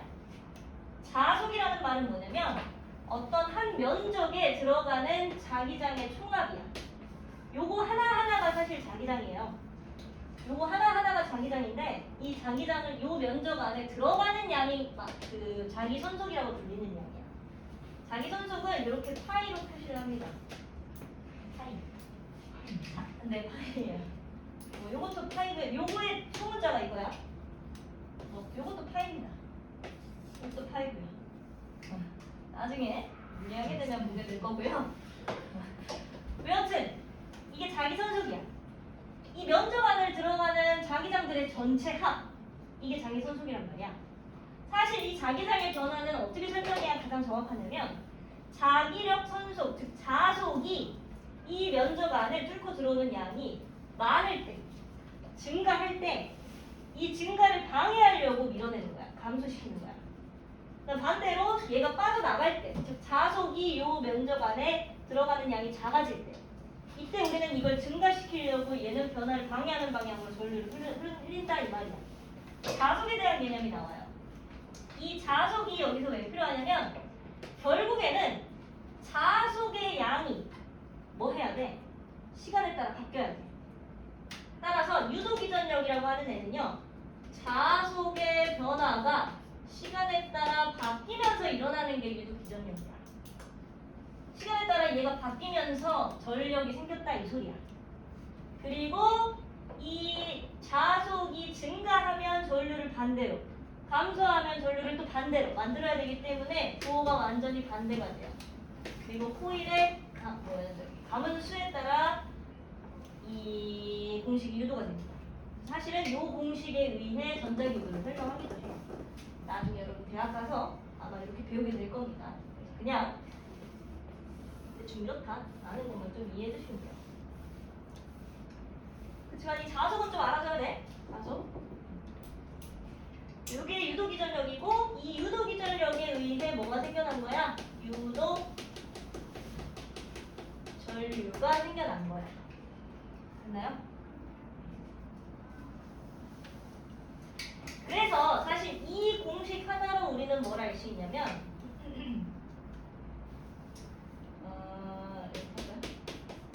전류의 세기를 키울 수 있는 방법 세 가지 뭐 있었어? 첫 번째 그렇지 빠르기 뭐 자석을 빠르게 빠르기라고 할게요. 자석을 빠르게 움직인다는 것 자체가 사실은 무슨 의미였냐면 자석이 들어가는 시간을 완전히 줄인 거야. 자석이 들어가는 시간을 엄청나게 줄여버리게 되면 변화량이 어떻게 돼요? 커지잖아. 변화량이 커지면 전력이 어때죠? 커져. 전력이 커지니까 유도 전류가 커지는 거야. 그래서 자석을 빠르게 한다는 것 자체는 시간을 줄이는 거야. 빨리 하는 거야. 변화를 빠르게 하려고. 그 다음에 또 센 자석을 활용하기도 하죠. 애초에 자석의 세기가 세다 이 말은 얘가 이 주변에 영향 미치는 자기장이 어때? 아주 촘촘하게 많다 이 소리야. 그러니까 집어넣을 수 있는 자석도 어때죠? 커지겠지. 즉 자석의 변화량이 엄청 커져버린다는 거야. 장기력 선속이. 얘가 커지니까 당연히 유도 기전력도 커지겠죠. 그러니까 유도 전류도 많이 발생을 하는 거예요.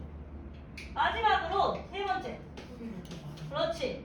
가문수를 많게 하는 방법은 뭐가 커지는 거야?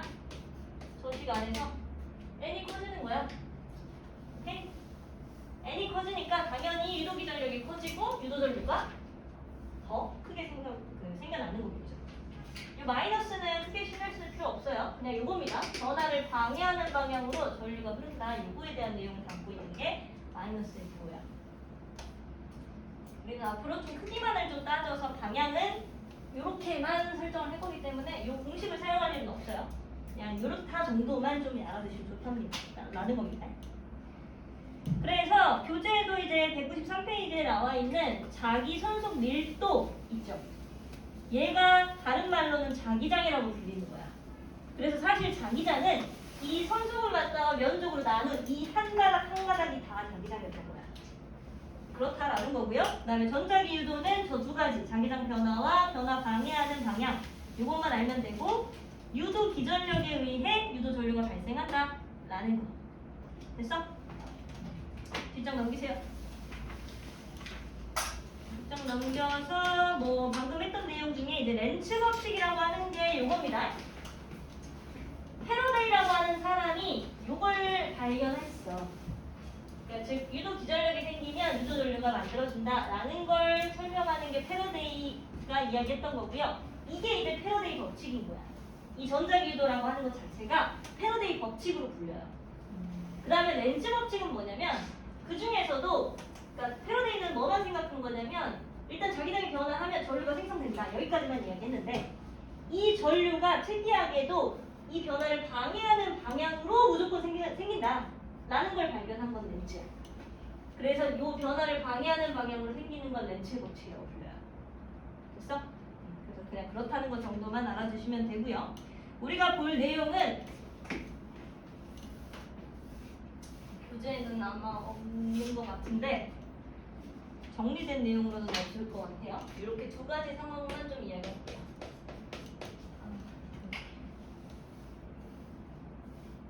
첫 번째, 이제 전자기유도가 어떤 식으로 좀 문제가 나오냐면 문제부터 보여줄게. 뒷장 넘겨.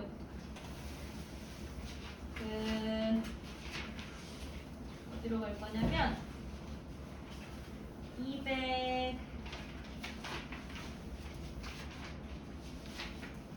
207페이지로 와봐.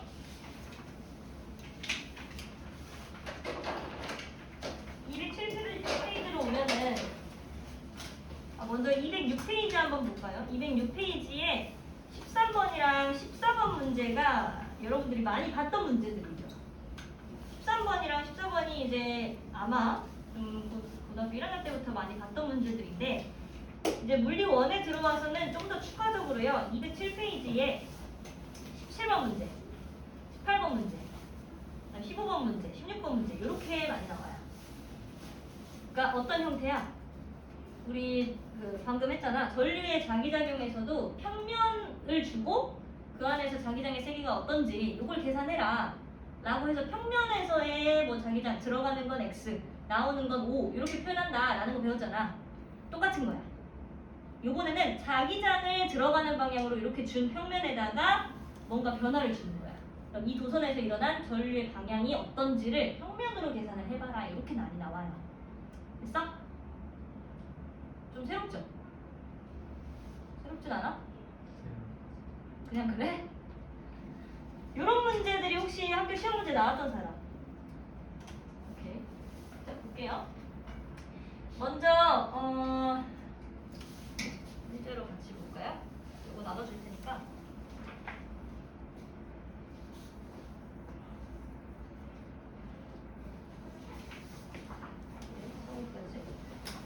몇 번 볼 거냐면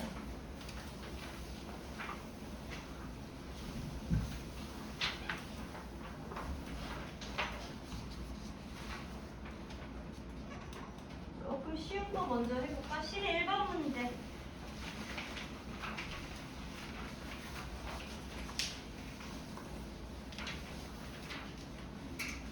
이 평면 상황 보기 전에 11번 문제부터 한번 같이 볼게요.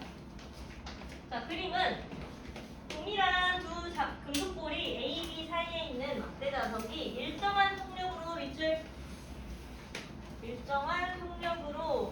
움직이는 모습을 나타낸 것이다. 왼쪽으로 움직이는 순간의 모습을 나타낸 것이다. 자석은 A보다 B에 가깝다라고 되어 있죠. N극이 여기, S극이 여기입니다. 자, 이 상황에서 기억! A와 B에 흐르는 유도전류의 방향이 서로 같은지 물었어요. 봅시다. 얘가 A고요, 얘가 B예요. B 입장부터 한번 볼까요? 얘를 갖다가 왼쪽으로 움직인다라는 말은 B 입장에서는 자석이 어떻게 되고 있는 거야? 나로부터 멀어지고 있지. 그럼 이 변화를 방해하려면 얘는 어떻게 해야 될까? 얘를 잡아 끌어와야 돼. 그럼 얘랑 가까운 쪽이 무슨 극이 돼요? N극으로 자기화가 되어 자기화가 됐다는 뜻은 이 안에 전류가 흐른다 라는 거니까 유도 전류의 방향이 어때죠? N극 전류 이렇게. 전류의 방향은 아마 이쪽 방향으로 흐르는 전류일 거야. 그런데 A의 입장에서 이번에는 보면 A의 입장에서는 어때요? 자석이 나로부터 가까워지고 있어. 그리고 심지어 N극으로 가까이 오기 때문에 얘는 어떻게 자기화가 되려고 할까? 그렇지, 얘를 밀어내려고 하겠지. 얘를 밀어내려고 어디가 N극이 돼? 여기가 N극이 돼. 자석이 자기장이 생겼다 이 말은 주변에 전류가 흐른다는 소리니까 전류가 이쪽 방향으로 흐르고 있겠네. 그러면 N극이 서로 반대인데 A와 B가 전류 방향이 같을 수 있어요? 아니죠? 완전히 반대일 거예요. 기억 틀렸고요. 그다음 니은 유도 전류의 세기는 A에서가 B에서보다 크다. 유도 전류의 세기를 결정하는 건 누구야? 아까 요거였지. 유도 전류의 세기를 결정하는 건 얘네들이었어. 센 자석 빠르게 하는 거 가문수의 변화. 근데 A와 B는요 일단 기본적으로 이 자석 자체가 움직이는 게 일정한 속력이야. 시간에 따른 거리의 변화는 없어. 근데 A와 B는 뭐가 좀 다를까? 거리가 달라. 이 자석으로부터의 거리가 달라. 그렇게 되면 어떻게 되냐면 사실 이 자석은 이쪽 방향으로 이렇게 자기장으로 영향을 미치고 있단 말이야.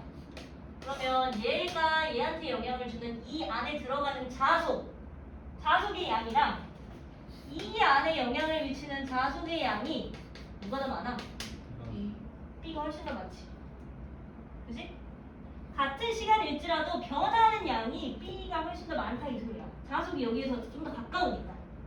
그래서 자석이 훨씬 더 영향을 많이 미치니까 B가 얘가 얘로부터 멀어지는 것에 의한 유도전류가 B가 훨씬 더 세다 이 말이에요. 따라서 B가 A보다 크다라고 해야 되겠죠. 니은 틀렸죠. 그 다음에 디귿. A와 B로부터 자석이 받는 자기력. 자석은 A로부터 자기력에 어떻게 영향을 미쳐? 자석은 A로부터 어떤 힘을 받아? 멀어지게 하는 힘을 받지? 그지? 자석이 여기로 온다면 계속. 그 다음에 B는 얘로부터 가까워지게 하는 힘을 받죠? 그죠? 그러니까 두 방향이 어때? 같습니다. 이거 반드시 표시를 해보셔야 알아요. 감으로는 절대 풀기가 힘들어. 그래서 답은 디귿만 맞습니다. 뭐 마찬가지로 12번 문제도 아마 할 수 있을 거예요. 그 다음에 12번 문제에서 가끔 엮어서 나오는 문제 중에 하나가 뭐냐면 원래 애초에 이 금속고리가 12번 문제 한번 같이 봐봐. 금속고리가 없잖아? 그러면 자석은 역학적 에너지가 보존되면서 이 P지점을 에너지 보존 상태로 떨어질 거야. 그런데 이 사이에 금속고리가 딱 존재하는 순간 어때? 역학적 에너지 중 일부가 뭘로 바뀌어요? 전류 에너지, 즉 전기 에너지로 바뀌어버리지. 그러면 처음 상태에서의 역학적 에너지 중 일부가 전기 에너지로 바뀌면서 P지점을 통과해. 그럼 P지점에서의 역학적 에너지랑 처음 위치에서의 역학적 에너지가 같다라고 볼 수 있어? 없는 거야. 이 내용도 좀 반드시 알고 계셔야 됩니다. 그 다음에 이제 본격적으로 할 게 14번이에요. 15번으로 한번 같이 볼까요? 15번으로? 15번입니다. 15번을 보기 전에 이것부터 이야기해 줄게요. 자, 우리가 이제 전자기유도를 평면으로 해결하는 방법에 대해서 배울 거야. 지금 문제에서는 뭐라 그랬냐면 영역 1, 2, 3를 다 지금 자기장의 방향이 어떻다라는 걸 줬고 금속고리를 갖다가 여기로 통과시킬 거야. 그러면 금속고리에 어떤 일이 발생하는지를 물어본 거예요. 근데 이걸 이해하기 전에 이거부터 봐. 잘 봐. 어떤 공간에 자기장이 뭐 예를 들어 일정하게 B라고 하는 공간이 주어진다라고 하면 이 금속고리는 전류가 통할 수 있는 도선이야, 도선. 이 도선을 갖다가 속도를 쥐어주면서 이렇게 움직이잖아? 그러면요. 여기서부터 딱 여기 오기까지는 지금 자기장의 영향을 받지 못해. 그러다가 여기를 딱 걸친 순간 어때죠? 여기를 딱 걸친 순간 이 평면 안으로 들어오는 자기장이 어떻게 되죠? 생기죠. 즉 자기장이 증가했어. 방향은 안쪽. 들어가는 방향. 그럼 이 도선의 입장에서는 어때? 자기장이 증가했잖아. 자기 선속이 증가했잖아. 그럼 이 변화를 방해하려고 얘는 어떻게 할까? 밀어내려고 하겠죠. 그럼 들어오는 이 증가량에 의해 밀어내려고 반대 방향으로 자기장을 주어서 전류가 어떻게 흘러? 이렇게 흐르게끔 만들어. 요게 이 평면에서 해결할 수 있는 자기장의 방향을 표시하는 방법이에요. 그런 다음에 여기까지 다 왔어. 그러면 이 안에 들어있는 도선 같은 경우에는 전류가 생길까? 여기서부터 여기까지 딱 왔어. 딱 오고 나서 이 안을 돌아다니는 도선은 전류가 생길까? 안 생겨. 왜냐면 이 평면 안에 들어있는 이 자기장은 일정하다라고 했잖아. 이 일정한 자기장을 통과하는 이 똑같은 이 도선은 이 안에서 아무리 움직여도요 자기장의 변화를 안 받는 거야. 자기 면적 똑같고 일정한 자기장 똑같으니까. 그럼 이 안에서는 아무리 움직여도 전류가 생겨? 안 생겨. 그럼 다음 다시 빠져나갈 때의 상황을 보자. 그럼 빠져나갈 때의 상황 같은 경우에는 이미 충분했던 이 자기장이 이번에는 어때죠? 감소하지. 그럼 자기장이 감소하면 얘는 뭐 하려고 한다고? 다시 증가시키려고 할 거야. 감소하면 증가시키려고 하니까 다시 얘를 끌어당기려고 이쪽 방향으로 자기장을 영향을 미칠 거예요. 그럼 결국 자기장의 방향에 의한 전류 방향이 어때? 이쪽 방향으로 결정이 되죠. 따라서 여기서부터 여기까지의 이 도선에 흐르는 전류를 갖다가 그래프로 표현하잖아? 그러면 이쪽으로 흐르는 전류, 반시계 방향을 플러스라고 한다면 반시계로 점점 증가하면서 흐르다가요. 어느 순간 어때? 전류가 0이 되는 지점이 생겨. 그러다가 다시 감소하면서 이번에는 전류 방향이 반대로 바뀌지. 반대로 바뀌면서 마이너스 방향의 전류를 흘리면서 이렇게 쭉 가요. 즉 교류 전류를 흐르게끔 만드는 게 전자기울기예요. 이렇게 문제 푸는 거예요. 됐어? 마찬가지로 한번 해볼게. 14번을 한번 해볼 테니까 15번은 너네가 한번 해봐라. 다음 주에 설명해줄게요. 자, 14번. 그림 가는요. 저항 R이 연결된 사각형 도선은 항상 저항이 있어야 됩니다. 그래야 전류가 흘러요. 자, 균일한 자기장 영역이 이렇게 있다라고 치고 이 안에 이런 저항이 들어있는 도선이 이런 자기장의 영향을 받아 존재하더라 라고 하고요. 나는 가의 자기장의 세기를 시간에 따라 나타냈대. 요번에는요 자석을 움직인 게 아니라요 자기장의 세기를 바꾼 거야. 즉 얘는 그대로 있는데 이 면적을 통과하는 자기장의 세기를 계속 바꾼 거라고. 시간에 따라. 대충 이해돼? 그럼 결국에는 이 도선 안에 들어간 자기장이 자속이 변화했잖아요. 그러니까 당연히 유도전류가 생길 수밖에 없어.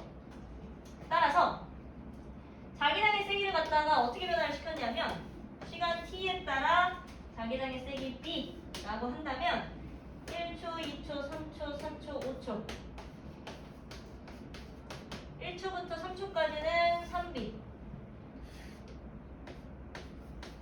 3b0 2초일 때 b0 2b0 그 다음에 1초일 때 자, 이렇게 된다고 치고 그 다음에 3에서 5까지 이렇게 뚝 떨어진대요. 자, 이 상태에서 2초일 때와 4초일 때 유도전류의 세기를 물어봤어. 2초일 때와 4초일 때 유도전류의 세기는 달라지는 게 뭐야?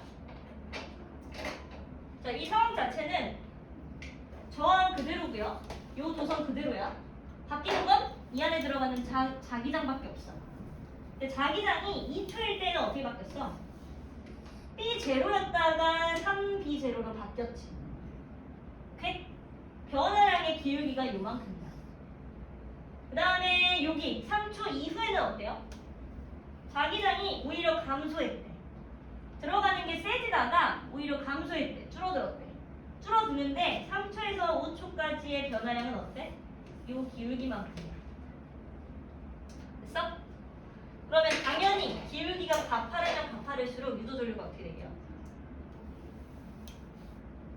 기울기가 가파르면, 즉 자기장의 변화가 시간에 따라 급격하게 변하면 유도전류도 어때죠? 그치, 커지는 거잖아. 그러면 얘의 기울기와 얘의 기울기의 비에 따라 유도전류가 생기는 거야. 얘의 기울기는 얼마니? 그렇지, 1B0죠? 뭐 B0에서 T만큼을 나눴다라고 한다면 2초죠? 2B0에서 2초 이렇게 한다고 치면 1초에 B0만큼 바뀌었어. 얘는요? 3B0를 그렇지, 마이너스 기울기니까 마이너스로 바꿔서 2초만큼으로 때렸으니까 얘는 어때? 2분의 3대야. 즉 유도전류의 B가 몇 대 몇이야? 1대 2분의 3. 즉 2대 3입니다. 이 기울 기울기가 가파르면 가파를수록 어떻다? 유도 전류 세기가 세진다. 또는 이 상황에서도 잠깐 볼게요. 이 상황 같은 경우에는 얘는 자기장을 변화시킨 거고 얘는 속도를 준 거야. 도선에 속도를 주어서 도선을 바꾼 거잖아. 만약 이 상황에서 전류 세기를 키우고 싶으면 어떻게 하면 돼? 도선을 빨리 움직여야 돼. 도선을 훨씬 더 빨리 움직이면 이 안으로 들어가는 그 초수가 갑자기 급격하게 줄면서 훨씬 더 그 안으로 들어가는 변화량이 커서요. 주의해야 될 건 항상 변화량이야. 됐어? 가만히 있어도 안 되고요. 가만히 있어도 안 되고요. 완전히 시간에 따라 일정해서도 안 돼요. 변화해야 돼. 됐어? 요걸 가지고 이제 전자기도를 풀어오시면 될 것 같아요. 그 다음에 마지막으로 뭐 할 거냐면 전자기도는 요것만 좀 하면 되고 잠깐 178페이지 봐봐. 마지막으로 일상생활에서 쓰이는 전자기유도에 대한 내용까지만 하고 마칠게요.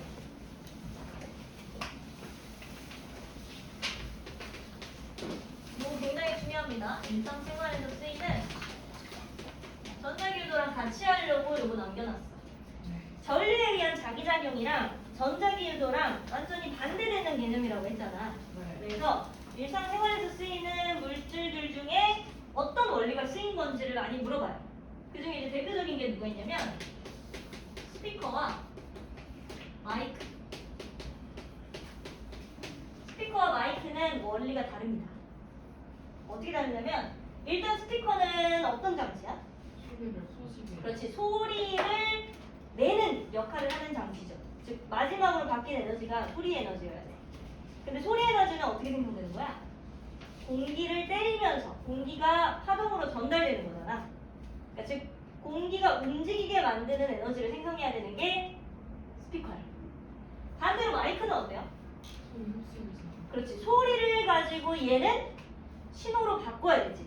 소리를 가지고 전기 신호로 바꿔야 되는 거잖아. 그래서 스피커는 어떤 원리가 적용되는 거냐면 전기를 역학적 에너지로, 즉 전류를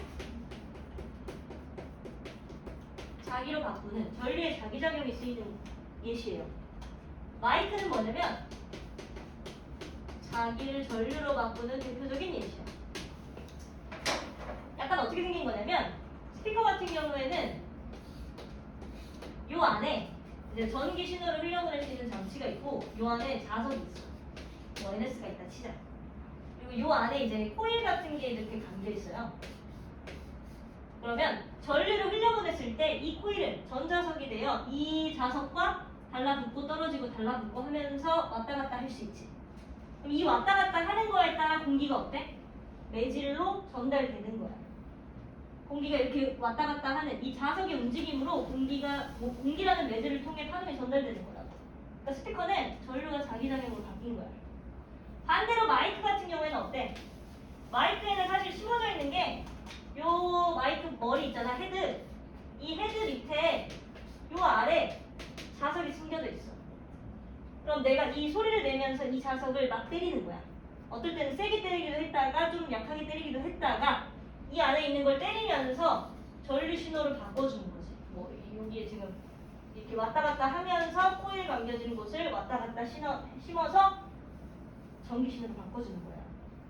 이게 대표적인 스피커와 마이크의 차이고요.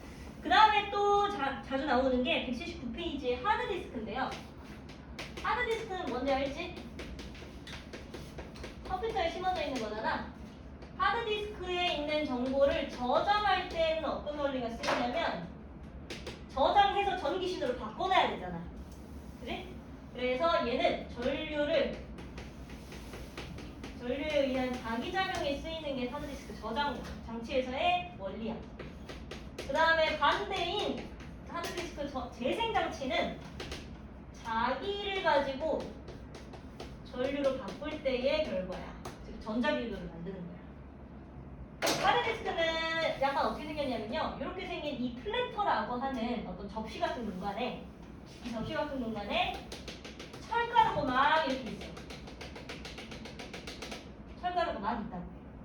강자 성체인 철가루가 이렇게 있는데 이 철가루를 갖다가요, 이렇게 헤드라는 공간에서 전기 신호를 이렇게 흘려주잖아. 그럼 전기 신호에 의해 여기 있던 이 자석 같은 애들이 어떨 때는 N급, 어떨 때는 S급 이런 식으로 바뀌면서 0과 1을 기록하는 거야. 됐어? 그러면 얘가 돌아가면서 이제 0과 1이 다 찍힐 거 아니야? 그럼 이 안에 들어있는 이 감자성체들은 자기장이 없어도 이걸 기억한다 그랬잖아요. 그치? 그러니까 감자성체들이 이걸 저장한 결과에 따라 이 하드디스크에 정보가 저장되는 거야. 그 다음에 이걸 재생할 때에는 마찬가지로 헤드를 가지고 하는데 이번에는 자기장에 의한 전류를 생성해야 되잖아. 그러니까 이 정보를 읽으려면 이 정보에 의한 전기 신호들을 뽑아야 되잖아. 그러니까 이번에는 전류를 흘리지 않고 그냥 얘네들이 지나가게 하는 거야. 그냥 지나가게 만들면 자기장이 바뀌면서 전류가 왔다 갔다가 계속 바뀌겠죠. 그래서 전자기 유도를 사용하는 게 이제 재생 방법이에요. 이런 식으로 완전히 반대예요. 됐어? 그 다음에 또 대표적으로 많이 나오는 게 뭐냐면 이거 한번 읽어보세요. 뒷장 쭉 넘겨서요. 197페이지.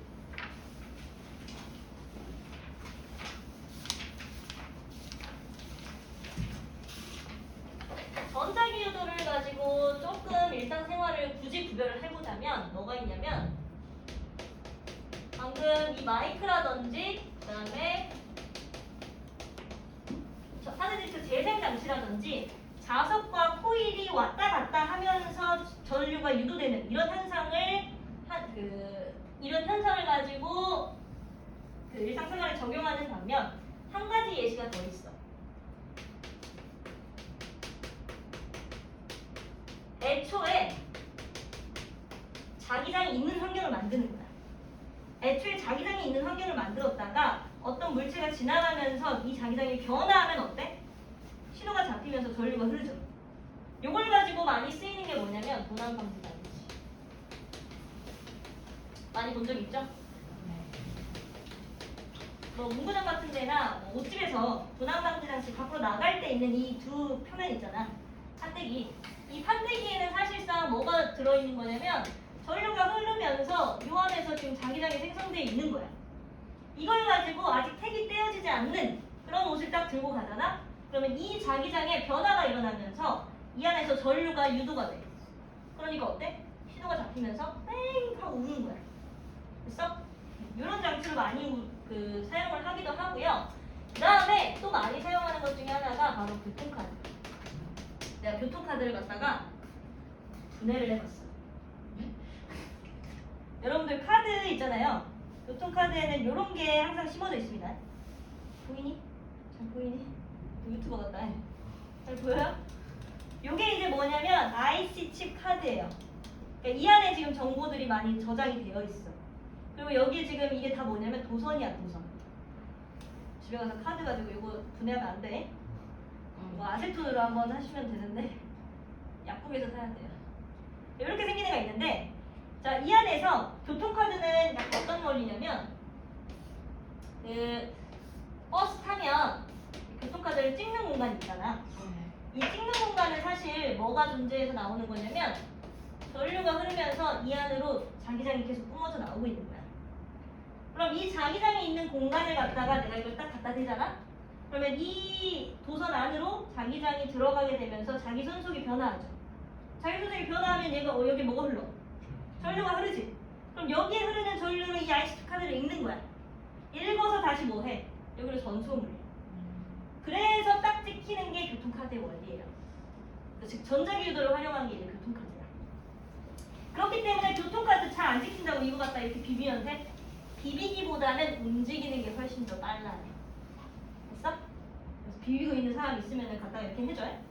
요거 말고도 이제 하이패스도 마찬가지입니다.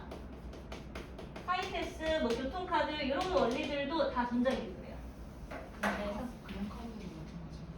그냥 카드는 아니야.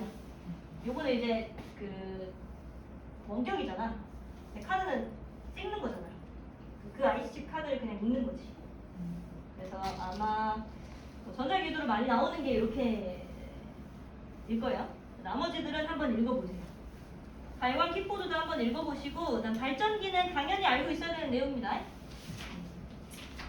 오케이, 오늘 여기까지 하고요. 숙제는 숙제는 182페이지.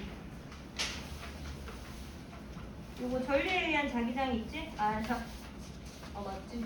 전류의 자기작용 182, 183 풀어보시고요.